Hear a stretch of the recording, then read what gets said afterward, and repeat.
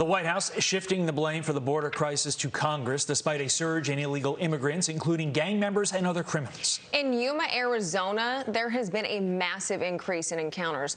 But our next guest warns it could get even worse if the Biden administration ends Title 42.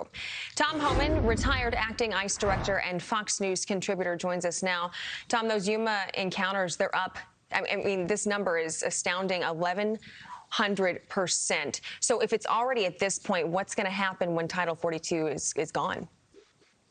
Well, first of all, the White House blaming Congress is ridiculous. They inherited the most secure border of my lifetime. President Trump created the most secure border of my lifetime, a 35-year-low illegal immigration down to 85%.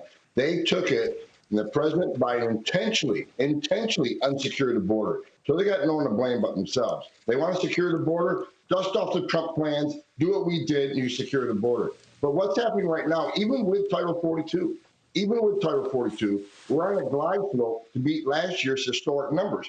You got 1.7 million last year. This year, based on the data we're already seeing the first 6 months, they're going to have over 2 million apprehensions.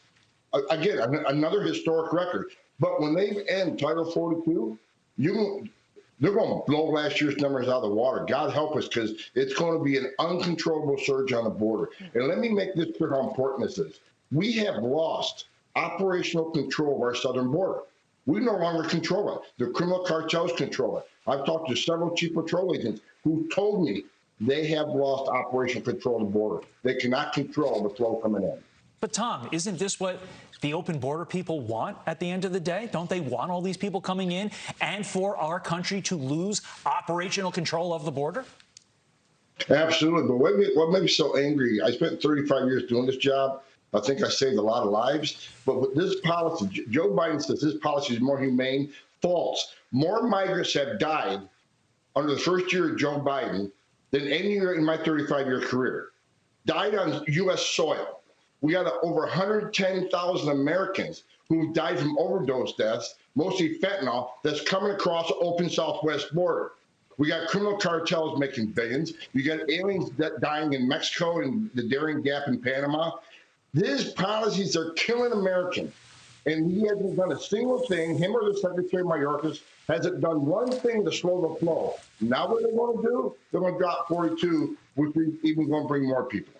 Yeah, and fentanyl, sex offenders, MS-13 gang members, they're all making it across the U.S. border. So to me, it looks like a recipe for disaster. And you said that we could expect those numbers to be even larger in the coming years. Ron Vitello told us last week that people are just waiting at the other side of the border for this Title 42 to end. Have you heard that as well?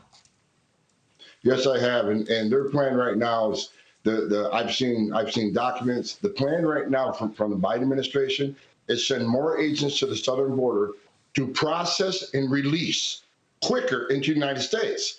And when you do that, that's just going to bring more people thinking, okay, I can get to the United States. They're going to process and release me. I won't even have a court date. And even if I show up in court and get ordered removed, the secretary's on record. He said numerous times, it's not to being in the country illegally on its own is not a reason to be arrested by ICE. So what an invitation he gave the rest of the world. Enter the country legally. You can even be ordered removed by a federal judge, and that order doesn't mean anything because ICE can't arrest you. I mean, the message this administration keeps sending is not by accident. It's not mismanagement. This is on purpose, as you said earlier, Todd. This is their plan. This is open borders. In their hearts, they think they're importing future Democratic voters to remain in control of the government. Tom Homan, thank you very much. We appreciate your time.